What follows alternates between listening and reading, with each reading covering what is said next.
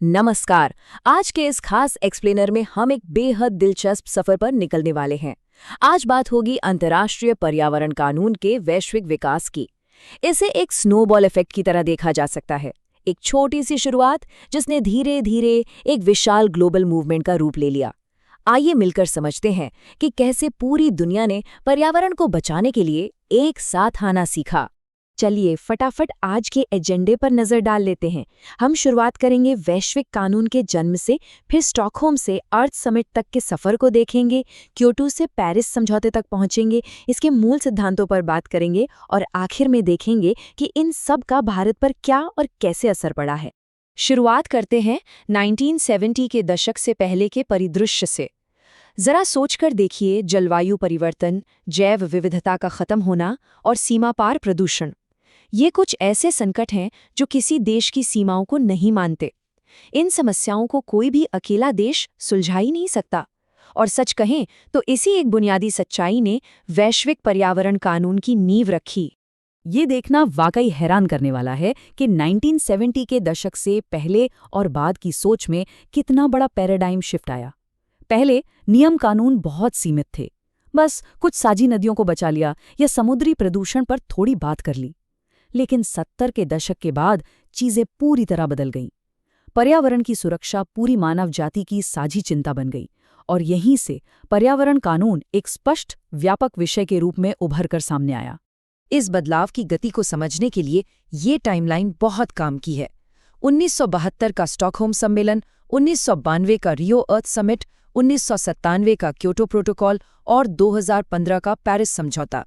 ये महज कुछ साल नहीं है, बल्कि ये दिखाते हैं कि कैसे वैश्विक सहयोग का ये स्नोबॉल वक्त के साथ और भी बड़ा और मजबूत होता चला गया। चलिए अब इस सफर के पहले बड़े पड़ाव की ओर चलते हैं, स्टॉकहोम से अर्थ समिट तक। ये वो ऐतिहासिक दौर था जब आधुनिक पर्यावरण कानून ने असल में रफ्तार पकड़ी। 1972 का स्टॉकहोम सम्मेलन एक सच्चा गेम चेंजर था। ये पर्यावरण सुरक्षा पर पूरी तरह केंद्रित पहला इतना बड़ा अंतर्राष्ट्रीय सम्मेलन था। इसने न सिर्फ 26 सिद्धांतों वाली एक अहम घोषणा की, बल्कि आधिकारिक तौर पर यह माना कि हर इंसान को एक स्वस्थ पर्यावरण में जीने का पूरा अधिकार है। सच में आधुनिक अंतर्राष्ट्रीय पर्यावरण कानून का जन्म यहीं से हुआ था। और स्टॉकहोम की एक और बहुत बड़ी कामयाबी थी यूएनईपी की स्थापना।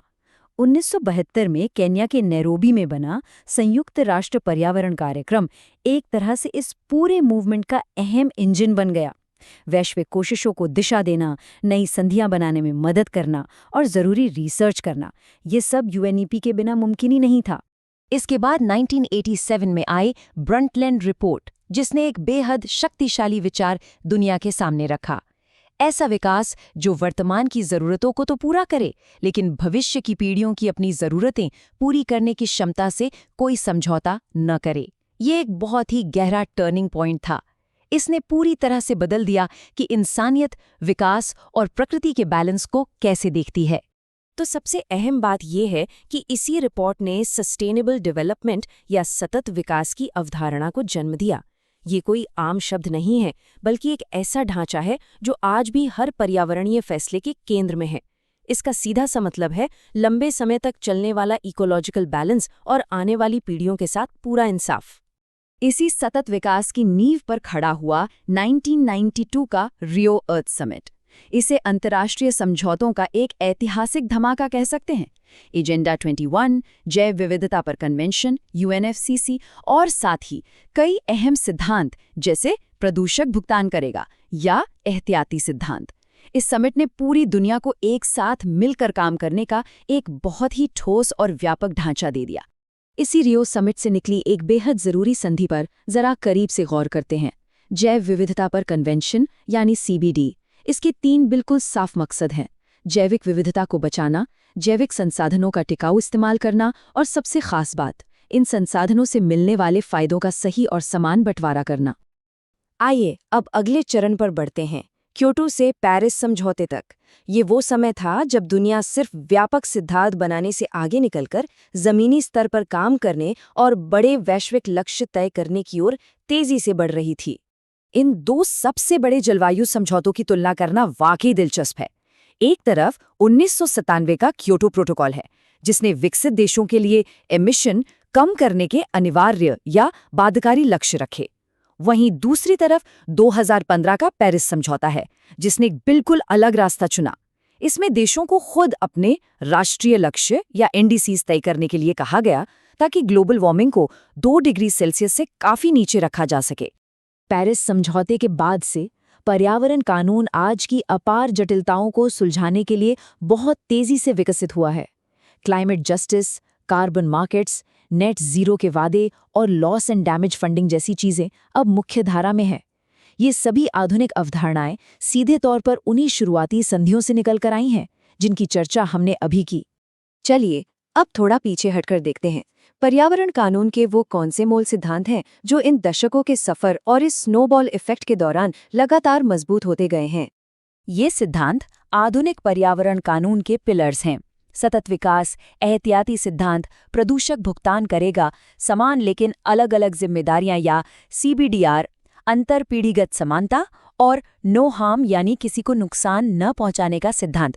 ये सब दुनिया भर की आम सहमति से बने वो स्तंभ हैं जो ग्लोबल जस्टिस की गारंटी देते हैं।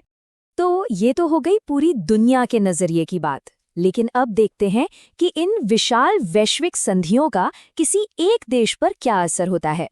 आइए भारत के उदाहरण से समझते हैं कि कैसे ये नियम राष्ट्रीय कानूनों का रूप लेते हैं। ये देखना बहुत ही दिलचस्प है कि जमीनी स्तर पर क्या बदलाव आता है। भारत के कई अहम कानून, जैसे 1986 का पर्यावरण संरक्षण अधिनियम, 2002 का जैविक विविधता कानून या 2010 का नेशनल ग्रीन ट्रिब्यूनल, ये सब उन्हीं अंतर्राष्ट्रीय सम्मेलनों का सीधा परिणाम है। भारतीय अदालतों ने भी इन वैश्विक सिद्धांतों को अपने ऐतिहासिक फैसलों में अपनाया है। इसका मतलब साफ है कि ये वैश्विक चर्चाएं सच में बाध्यकारी राष्ट्रीय कानून बनाती हैं। इस विषय को गहराई से समझने वालों के लिए या परीक्षा की तैयारी कर रहे लोगों के लिए ये टाइमलाइन एक परफेक्ट समरी है। 1972 के स्टॉकहोम से लेकर 87 की ब्रंटलैंड रिपोर्ट, 92 का रियो समिट, 97 का क्योटो प्रोटोकॉल, 2002 का जोहान्सबर्ग समिट और 2015 का पेरिस समझौता। ये पूरा घटनाक्रम पर्यावरण कानून के इतिहास को बेहतरीन ढंग से समेट लेता है। तो इस पूरे एक्सप्लेनर के अंत में एक बहुत बड़ा और गंभीर सवाल हमारे सामने खड़ा होता है। दुनिया ने एक लंबा सफर जरूर तय किया है, लेकिन क्या हमारे ये ऐतिहासिक ढांचे कल की अभूतपूर्व जलवायु चुनौतियों से निपटने के लिए काफी मजबूत हैं? क्या वैश्विक सहयोग का ये स्नोबॉल इतनी तेजी से आगे बढ़ रहा है कि हमारा भविष्य सुरक्षित हो सके? ये एक ऐसा सवाल है जिस पर हम सबको गहराई से विचार करना चाहिए। इस चर्चा से जुड़ने के लिए बहुत बहुत धन्यवाद।